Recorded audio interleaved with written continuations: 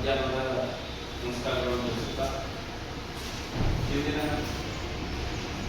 ಕರ್ನಾಟಕ ದಲಿತ ಸಂಘರ್ಷ ಸಮಿತಿ ಅಂಬೇಡ್ಕರ್ ವಾರ ಮುಂದಿನ ವಿಷಯ ದಲಿತ ಜನಾಂಗದ ಸಮಾವೇಶಕ್ಕೆ ಒಂದು ಮುಂದಿನ ತಾಲೂಕಿನ ಒಂದು ಸಮಸ್ತ ಪದಾಧಿಕಾರಿಗಳಿಗೆ ಇವತ್ತು ನಮ್ಮ ಜಿಲ್ಲಾಧ್ಯಕ್ಷರಾದ ಯುವರಾಜ್ ಬಂಡಿಯವರು ಒಂದು ವೇದಿಕೆ ನಡೆಸಿಕೊಂಡಿದ್ದಾರೆ. ಅವರಿಗೆ ಈ ಕಾರ್ಯಕ್ರಮದ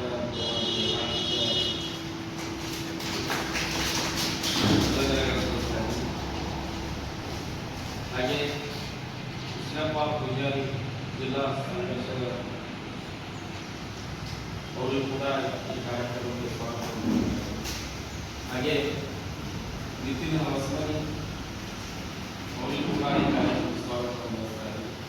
ಹಾಗೆ ಕೆಂಚಪ್ಪ ಮೂರು ಕೂಡ ಈ ಕಾರ್ಯಕ್ರಮಕ್ಕೆ ಸ್ವಾಗತ ಮಾಡಿಸ್ತಾ ಇದ್ದಾರೆ. ಹಾಗೆ ನಾಗರಾಜ್ ಚಿತ್ರಮೂರ್ತಿಯವರು ಕೂಡ ಈ ಕಾರ್ಯಕ್ರಮಕ್ಕೆ ಸ್ವಾಗತ ಮಾಡಿದ್ದಾರೆ. ಹಾಗೆ ನಮ್ಮ ನಗರಸಭೆಯ ಅವರ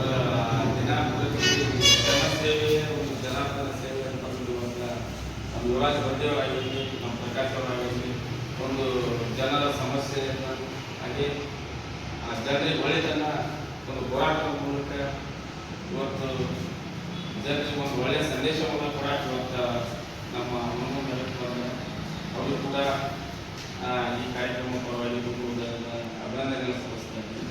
ಹಾಗೆ ರಾಜು ಕಾಳೆ ಅವರು ಕೂಡ ಈ ಕಾರ್ಯಕ್ರಮಕ್ಕೆ ಸ್ವಾಗತವನ್ನು ಕೊಡ್ತಾ ಇದ್ದೀವಿ. ಹಾಗೆ ನಾನು ನಿಮಗೆಲ್ಲ ಕರ್ನಾಟಕ ರಕ್ಷಣಾ ವೇದಿಕೆ ಇವರಿಂದ ಹಾಗೆ ಇನ್ನೊಬ್ಬ ನಮ್ಮ ಯುವ ಉತ್ಸಾಹಿ ಹನುಮಂತ ಕಡೆಗೊಂಡವರು ಕೂಡ ಈ ಕಾರ್ಯಕ್ರಮಕ್ಕೆ ಸ್ವಾಗತವನ್ನು ಕೊಡ್ತಾರೆ. ನಾನಂತೂ ನಿಮ್ಗೆ ಪರಿಚಯ ಇದ್ದೀನಿ. ಕರ್ನಾಟಕ ರಕ್ಷಣಾ ವೇದಿಕೆ ತಾಲೂಕು ಅಧ್ಯಕ್ಷರು ಗಾಳಿಯ ಬರುವುದಿಲ್ಲ. ಈ ಒಂದು ಕಾರ್ಯಕ್ರಮಕ್ಕೆ ಎಲ್ಲರಿಗೂ ಸ್ವಾಗತವನ್ನು ಬಯಸ್ತಾ ಇದ್ದೀನಿ. ನನಗೆ ಒಂದು ಅವಕಾಶ ಕೊಟ್ಟಿದ್ದ ನಮಸ್ಕಾರ.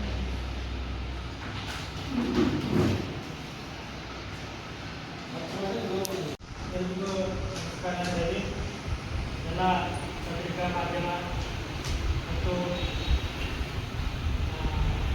ಎಲ್ಲ local channel media YouTube channel ಎಲ್ಲರಿಗೂ ಸ್ವಾಗತವನ್ನು ಕೊಡ್ತಾ ಈ ಒಂದು ಪತ್ರಿಕಾಗೋಷ್ಠಿಯ ಉದ್ದೇಶ ಏನಪ್ಪ ಅಂತಂದರೆ ಇದೇ ಮುಂದಿನ ತಿಂಗಳು ಬರ್ತಕ್ಕಂಥ ಜುಲೈ 3 ಶುಕ್ರವಾರದಂದು ಬೆಂಗಳೂರಿನ ಫ್ರೀಡಂ ಪಾರ್ಕ್ನಲ್ಲಿ ಕರ್ನಾಟಕ ದಲಿತ ಸಂಘರ್ಷ ಸಮಿತಿ ಅಂಬೇಡ್ಕರ್ ವಾದ ರಾಜ್ಯ ಸಮಿತಿ ವತಿಯಿಂದ ದಲಿತ ಜನಾಗ್ರಹ ಸಮಾವೇಶವನ್ನು ಹಮ್ಮಿಕೊಳ್ಳಲಾಗಿದ್ದು, ಆ ಒಂದು ಸಮಾವೇಶಕ್ಕೆ ನಮ್ಮ ಬಾಗಲಕೋಟೆ ಜಿಲ್ಲೆಯಿಂದ ನಾವು ಸುಮಾರು 1,000 ಜನ ಏನಪ್ಪ ಅಂತಂದ್ರೆ ಜನಾಗ್ರಹ ಸಮಾವೇಶಕ್ಕೆ ಸೇರಬೇಕಂತಕ್ಕಂಥ ಉದ್ದೇಶ ಇಟ್ಕೊಂಡು ನಾವು ಪ್ರತಿ ತಾಲೂಕಿನಲ್ಲಿ ಜಿಲ್ಲೆಯಾದ್ಯಂತ ಪ್ರತಿ ತಾಲೂಕಿನಲ್ಲಿ ಪತ್ರಿಕಾಗೋಷ್ಠಿಯನ್ನು ಮಾಡುವ ಮೂಲಕ ಮತ್ತು ನಮ್ಮ ಏನು ತಾಲೂಕು ಸಂಚಾಲಕರುಗಳು ಮತ್ತು ತಾಲೂಕು ಸಮಿತಿ ವತಿಯಿಂದ ಪ್ರತಿ ತಾಲೂಕಿನ ಪ್ರತಿ ಗ್ರಾಮದಲ್ಲಿ ಹಳ್ಳಿಗಳಲ್ಲಿ ಎಲ್ಲ ಪರಿಶಿಷ್ಟ ಜಾತಿ ಪರಿಶಿಷ್ಟ ಪಂಗಡ ಹಿಂದುಳಿದ ವರ್ಗ ಅಲ್ಪಸಂಖ್ಯಾತರ ತಲುಪುವ ಮೂಲಕ ನಾವೇನು ಒಂದು ದಲಿತ ಜನಾಗ್ರಹ ಸಮಾವೇಶವನ್ನು ಹಮ್ಮಿಕೊಂಡಿದ್ದೀವಿ, ಅದು ಯಾವ ಕಾರಣಕ್ಕಾಗಿ ನಾವು ಮಾಡ್ತಾ ಇದ್ದೀವಿ, ಅದರ ಉದ್ದೇಶ ಏನು, ಅದನ್ನೆಲ್ಲ ತಿಳಿಸುವ ಮೂಲಕ ಜನರಿಗೆ ಜಾಗೃತಿಯನ್ನು ಮೂಡಿಸುವ ಮೂಲಕ ಅವರು ಕಾರ್ಯಕ್ರಮಕ್ಕೆ ಸ್ವಯಂ ಪ್ರೇರಿತರಾಗಿ ತಾವು ಬರಬೇಕಂತಕ್ಕಂಥ ಒಂದು ಮನವಿಯನ್ನು ಮಾಡ್ತಾ ಇದ್ದೇವೆ. ಇವತ್ತು ಕಳೆದ 3 ವರ್ಷದಿಂದ ಏನಪ್ಪ ಅಂದರೆ ಕಾಂಗ್ರೆಸ್ ಸರ್ಕಾರ ರಾಜ್ಯದಲ್ಲಿ ಏನಂದ್ರೆ ಆಡಳಿತವನ್ನು ಮಾಡ್ತಾ ಇದೆ.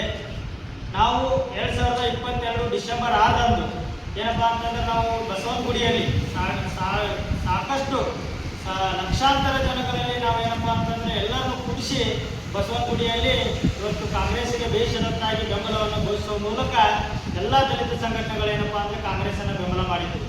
ಆ ಬೆಂಬಲ ಮಾಡಿದ್ದು ಕಾರಣಾತ್ಮಕವಾಗಿ ಇವತ್ತೇನಪ್ಪ ಅಂತಂದ್ರೆ ರಾಜ್ಯದಲ್ಲಿ 136 ಸೀಟುಗಳನ್ನು ಗೆಲ್ಲುವ ಮೂಲಕ ಸಂಪೂರ್ಣ ಬಹುಮತದೊಂದಿಗೆ ಸರ್ಕಾರವನ್ನು ರಚನೆ ಮಾಡಿದರು.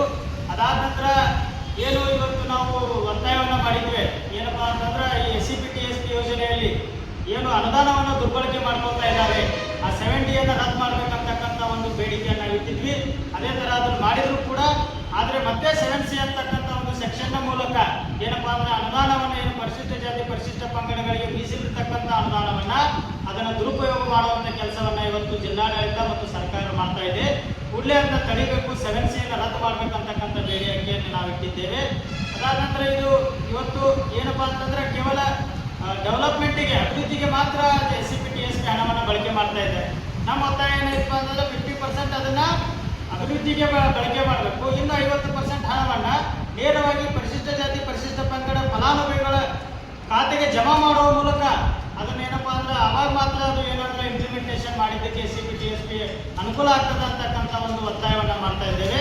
ಅದಾದ ನಂತರ ಯಾರು ಈ ಹಣವನ್ನು ದುರ್ಬಳಕೆ ಮಾಡ್ತಾ ಇದ್ದಾರೆ ಜಿಲ್ಲಾದಲ್ಲಿ ಮತ್ತು ತಾಲೂಕಿನಲ್ಲಿ ಅಂತ ಅಧಿಕಾರಿಗಳ ವಿರುದ್ಧ ಕ್ರಿಮಿನಲ್ ಮೊಕದ್ದಮೆಯನ್ನು ದಾಖಲು ಮಾಡುವ ಮೂಲಕ ಅವರು ಅಮಾನತು ಮಾಡಬೇಕಂತಕ್ಕಂಥ ಒಂದು ನಾವೇನಪ್ಪ ಅಂತಂದ್ರೆ ಬೇಡಿಕೆಯನ್ನು ಇಟ್ಟಿದ್ದೇವೆ.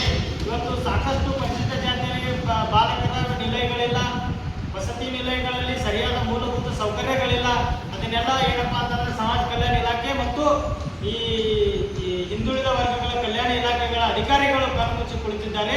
ಆ ಕಡೆ ಏನಪ್ಪಾ ಅಂದ್ರೆ ಗಮನ ಹರಿಸುವಂತಕ್ಕಂಥ ಒತ್ತಾಯವನ್ನು ನಾವು ಮಾಡ್ತಾ ಇದ್ದೇವೆ. ಇವತ್ತು ಸಾಕಷ್ಟು DCRE ಆಗಿರ್ಬೋದು, ಇವತ್ತು DCREಯಲ್ಲಿ ಸಂಪೂರ್ಣ ಸಿಬ್ಬಂದಿಗಳಿಲ್ಲ. ಕೇವಲ ನಾಮಕ್ಕೋಸ್ಕರ ಅದನ್ನೇನಪ್ಪಾ ಅಂದ್ರೆ ಪೊಲೀಸ್ ಸ್ಟೇಷನ್ಗಳನ್ನು ಇವತ್ತು ಘೋಷಣೆ ಮಾಡಿದ್ದಾರೆ. ಆದರೆ ಅಲ್ಲಿ ಸಿಬ್ಬಂದಿಯ ಕೊರತೆ ಇದ್ದುದರಿಂದ ಸರಿಯಾಗಿ ಕೆಲಸ ಮಾಡಲಿಕ್ಕೆ ಅವ್ರಿಗೆ ಆಗ್ತಾ ಇಲ್ಲ. ಜಿಲ್ಲೆಗೆ ಒಬ್ಬ SP ನೇಮಕ ಮಾಡುವ ಮೂಲಕ ಸಿಬ್ಬಂದಿಗಳನ್ನು ಪರಿಪೂರ್ಣ ಮಾಡಿದಾಗ ಮಾತ್ರ ಏನಪ್ಪಾ ಅಂತಂದ್ರೆ DCRE ತನ್ನ ಕಾರ್ಯವನ್ನ ಮಾಡಲಿಕ್ಕೆ ಸಹಕಾರ ಆಗ್ತದೆ. ಅದನ್ನು ಕೂಡ ತಾವು ಸರ್ಕಾರ ಮಾಡಬೇಕಂತ ಹೇಳಿ ಒತ್ತಾಯವನ್ನು ಮಾಡ್ತಿದ್ದೇವೆ. ಅದೇ ರೀತಿಯಾಗಿ ನಾನಾ ಇವತ್ತು PDCL ಕಾಯ್ದೆಗೆ ತಿದ್ದುಪಡಿ ತರಬೇಕು ಮತ್ತು ಏನು ಇವತ್ತು ದಲಿತರು, ಹಿಂದುಳಿದ, ಶೋಷಿತ ಸಮುದಾಯಗಳ ಬಗರ್ಹುಕುಂ ಸಾಗುವಳಿಯನ್ನು ಮಾಡ್ತಾ ಇದ್ದಾರೆ. ಅರಣ್ಯವಾಸಿಗಳಲ್ಲಿ ಅವರು ಏನು ಸಾಗುವಳಿಯನ್ನು ಮಾಡ್ತಾರೆ ಅವರು ಹಕ್ಕು ಲಭಿಸುವಂತ ಕೆಲಸವನ್ನ ಯಾವುದೇ ತಾಲೂಕು ಆಡಳಿತ, ಜಿಲ್ಲಾಡಳಿತ ಮಾಡಕೂಡದು ಅಂತಕ್ಕಂಥ ಒಂದು ಒತ್ತಾಯವನ್ನ ಹೀಗೆ ಅನೇಕ ಸುಮಾರು ನಾವು ಒಂದು 19 ರಿಂದ 22 ಹಕ್ಕೊತ್ತಾಯಗಳನ್ನು ಸರ್ಕಾರಕ್ಕೆ ಮಂಡಿಸ್ತಾ ಇದ್ದೇವೆ. ಅದಕ್ಕೋಸ್ಕರ ನಮ್ಮ ಈ ಹುನಗುಂದ ತಾಲೂಕಿನಲ್ಲಿ ನಮ್ಮ ಹುಸೇನಪ್ಪ ಚಲವಾದಿ ಆಗಿರ್ಬೋದು, ನಮ್ಮ ಹನುಮಂತ ಕಡಿಮನೆ ಆಗಿರ್ಬೋದು, ನಮಗೆ ಸಹಕಾರ ಕೊಡ್ತಿರ್ತಕ್ಕಂಥ ಶರಣು ಇದ್ದಲ್ಗಿ ಅವರು, ಮತ್ತೆ ಇನ್ನು ಶರಣು ಗಾನ್ಗೇರ್ ಅವರು, ಇನ್ನೂ ಅನೇಕರು ಏನಪ್ಪಾ ಅಂತಂದ್ರೆ ನಮ್ಮ ಜೊತೆ ಕೈ ಜೋಡಿಸಿದ್ದಾರೆ. ಅವರೆಲ್ಲರೂ ಕೂಡ ಏನಪ್ಪಾ ಅಂದ್ರೆ ಈ ಹುನಗುಂದ ತಾಲೂಕಿನಲ್ಲಿರ್ತಕ್ಕಂಥ ಪ್ರತಿ ಹಳ್ಳಿಗೆ ಕರಪತ್ರವನ್ನು ಕೊಡುವ ಮೂಲಕ ನಮ್ಮ ಜನರನ್ನ ಜಾಗೃತಿ ಮಾಡಿಸಿ ಸುಮಾರು ಒಂದು 200 ಜನ ಏನಪ್ಪಾ ಅಂದ್ರೆ ಹುನಗುಂದ ತಾಲೂಕಿನಿಂದ ಅಲ್ಲಿ ಏನಪ್ಪಾ ಅಂತಂದ್ರೆ ಪಾಲ್ಗೊಳ್ಳಲಿದ್ದಾರೆ. ಅವ್ರಿಗೆಲ್ರಿಗೂ ನಾನು ಏನಪ್ಪಾ ಅಂದ್ರೆ ಸ್ವಯಂಪ್ರೇರಿತರಾಗಿ ಬರ್ರಿ ಅಂತಕ್ಕಂಥ ತಮ್ಮ ಈ ಮಾಧ್ಯಮ ಗೋಷ್ಠಿಯ ಮೂಲಕ ಒಂದು ಅವರಿಗೆ ಮನವಿಯನ್ನ ಮಾಡ್ತಾ ತಮ್ಗೆಲ್ರಿಗೂ ಆಗಮಿಸಿ ನಮ್ಮ ಸುದ್ದಿಯನ್ನ ಮಾಡ್ತಾ ಇದ್ದೀರಿ. ತಮ್ಗೆಲ್ರಿಗೂ ಧನ್ಯವಾದಗಳನ್ನು ತಿಳಿಸಿ ನನ್ನ 2 ಮಾತುಗಳನ್ನು